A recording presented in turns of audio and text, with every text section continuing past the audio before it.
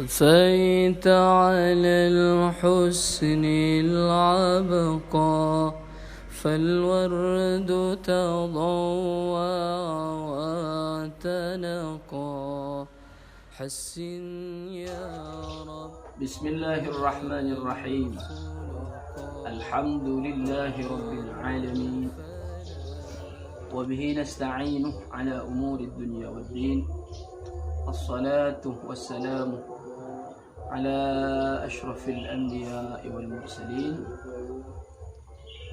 سيدنا وحبيبنا وشفيعنا ومولانا محمد وعلى آله وأصحابه ومن تبعهم بإحسان إلى يوم الدين.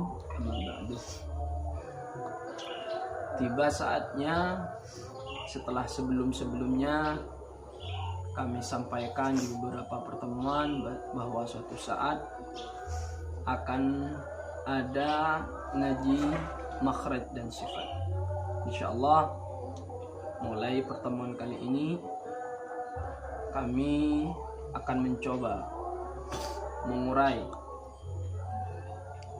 tentang hal-hal yang berkaitan dengan makhraj dan sifat. Karena ini sangat penting. Sangat penting. Seseorang itu dikatakan baik bacaan Al-Qur'annya di antaranya ketika dia mampu dalam makhraj dan sifat, mampu mempraktekkan, menerapkan makhraj dan sifat dengan baik.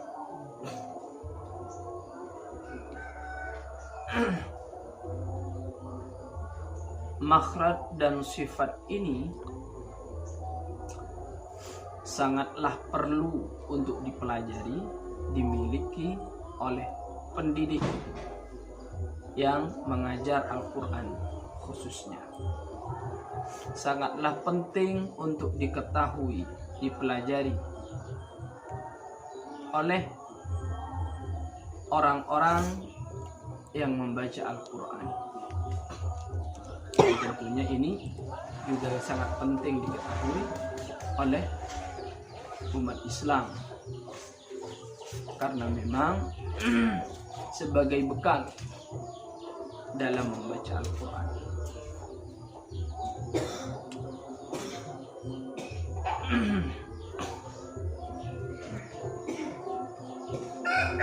Orang itu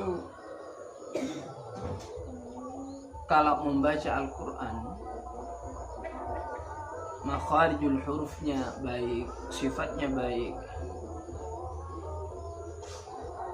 ini sudah termasuk orang yang memenuhi salah satu kriteria bahwa orang itu termasuk orang yang pandai membaca Al-Quran. Jadi bisa dilihat dari makhrajnya ketika orang itu membaca Al-Quran, bagaimana sifatnya begitu. Jika hanya seseorang membaca Al-Quran, pandai di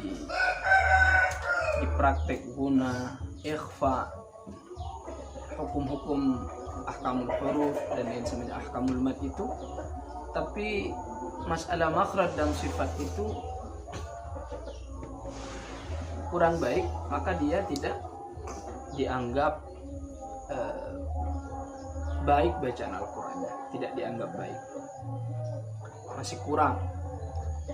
Jadi ini perlu kami sampaikan, perlu kami uraikan masalah makhraj dan sifat.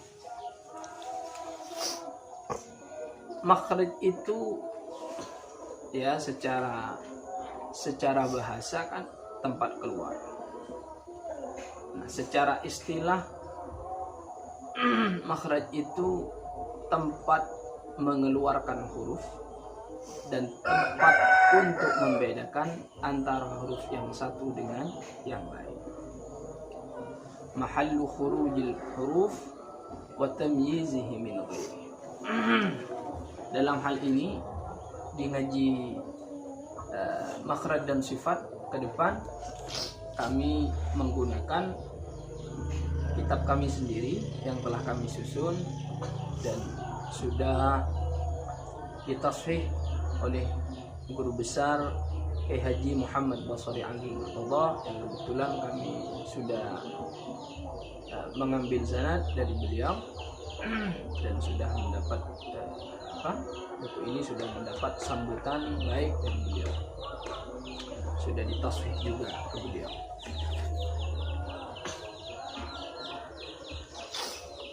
Jadi makhraj itu adalah tempat untuk mengeluarkan huruf dan tempat untuk membedakan antara huruf yang satu dengan yang lainnya.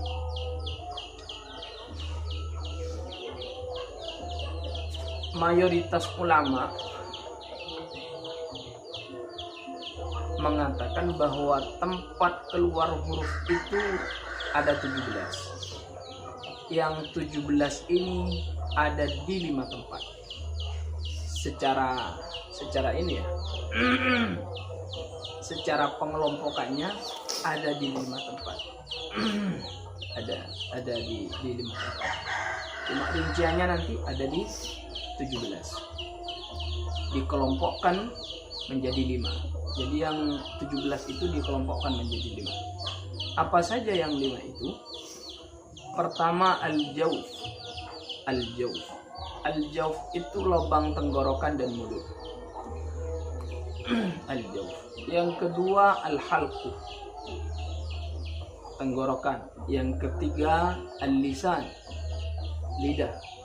Yang keempat asy-syafatani, kedua bibir. Yang kelima al-khayshum, pangkal hidung.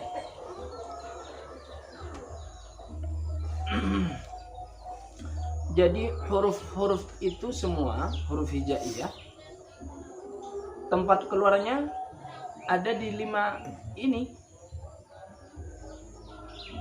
Ada di 5 ini semuanya. Cuma titik-titik jelasnya nanti yang 17 akan disampaikan di 5 tempat ini. Yang ada di 5 tempat, di al-jawf, al-halq, al-lisan, al-syafatan, al-khayshum. Kita mulai dari al-jawf. Al-jawf al-khala'ud dakhil fil halqi wal fam, lubang tenggorokan dan mulut. Nanti kami akan juga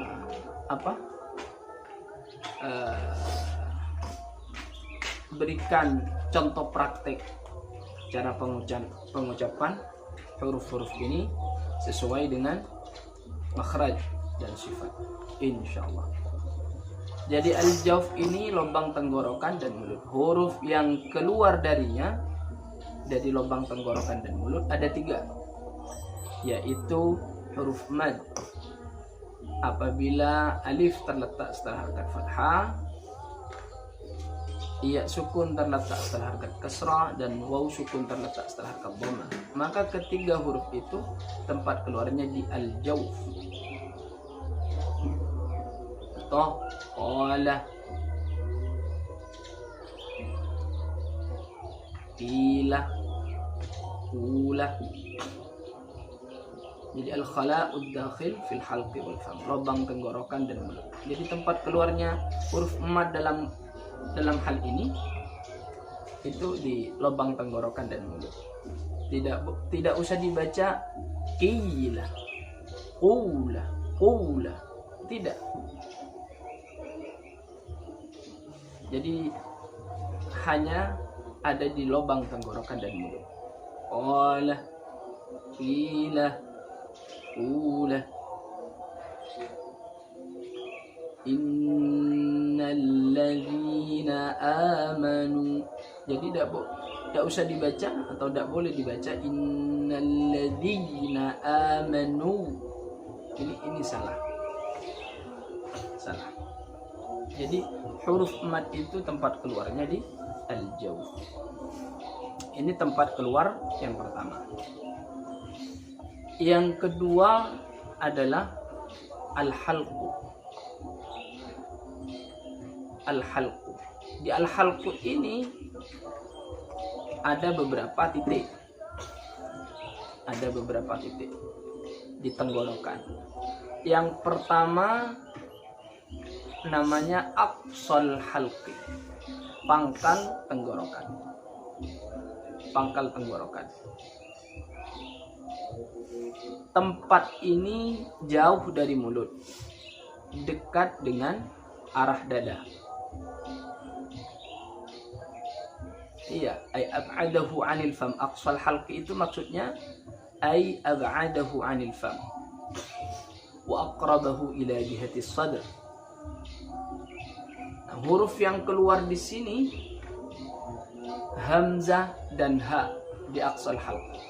Makanya huruf idhar itu dikatakan huruf halq, idhar halqi, bukan khalqi, idhar halqi. Karena tempat keluarnya hamzah dan ha, ini ya, hamzah dan ha. Dan huruf-huruf idhar yang lain itu ada di tenggorokan. Al-halqu, tenggorokan. Jadi di pangkal tenggorokan, di titik yang pertama tenggorokan itu pangkal tenggorokan. Tenggorokan bawah. Itu hamzah dan ha. Hamzah. Kita praktekkan dulu. Jadi tempat keluarnya itu. Prakteknya misalnya a, jadi di sini a, harus di sini a. Apabila ini ditekan sulit untuk mengeluarkan a. Jadi di sini bukan di tenggorokan atas, tapi tenggorokan bawah, pangkal. A, I, U, ba,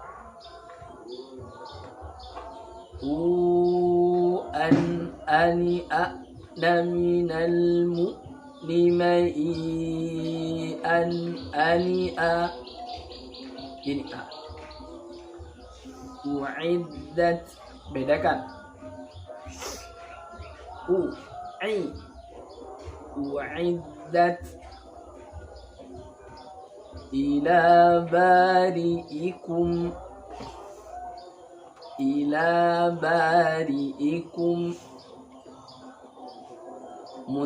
muttaki'una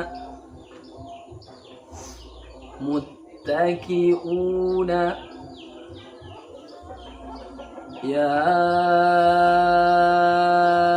ayyuha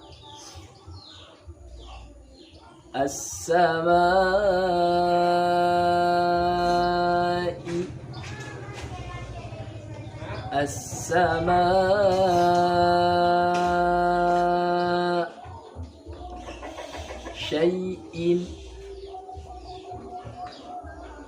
syai'in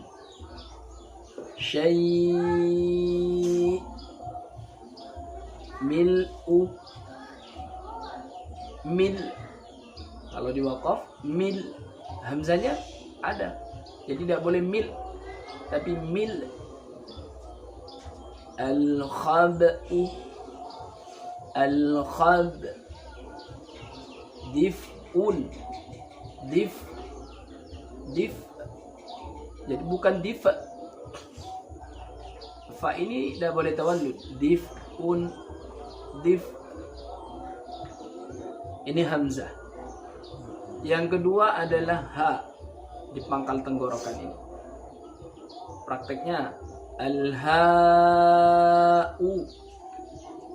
ha, hi, hu, bah. Nanti sifatnya ini kenapa bunyinya bah bukan bah. Makanya di praktek ini kami juga akan mempraktekkan cara membaca secara sifat yang benar, bukan secara makhraj saja. Ha-hi, hu, bah. Jadi bukan bah. Hu, han, hani, ha, na, minal, muhni, mahihan, haniha, wujuhuhum. Jelas haknya. Tapi tidak terlalu juga, bukan wujuhuhum. Ini terlalu jelas. Jimnya tidak boleh desis. Wujuhuhum wa yulhihimu fihi hudan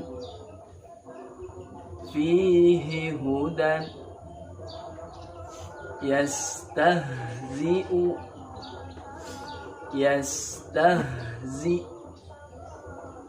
ahda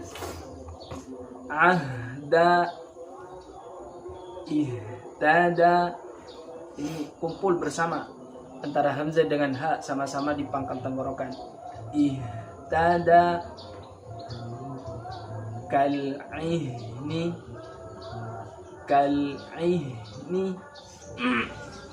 banaha wahaha ilahukum ihdina. Jadi di surah Al-Fatihah ihdinas sirata. Jadi kalau langsung ihdina ini masih kurang. Nanti sifat secara makhraj benar, tapi sifat kurang. Ihdina yuwajjihu, ha sukun bertemu ha didogamkan. Ini namanya idgham mutamatsilain. Yuwajjihu, bukan yuwajjihu. Maliyah halaka, sama. Maliyah halaka ha antum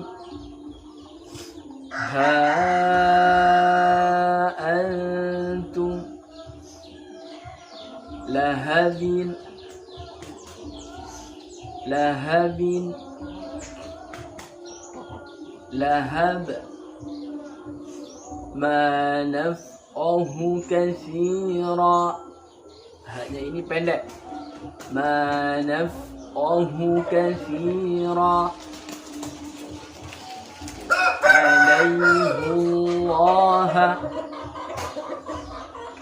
alayhullaha. Ini alaihu, ada yang dibaca alaihullah. Biasanya kalau ha itu terletak setelah ya sukun, kasrah hakatnya. Cuma di ini dibaca alaihullah, ada satu dalam Al-Quran. Alaihullah.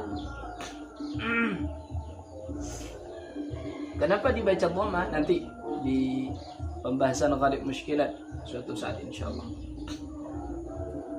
Fawakihu kathirah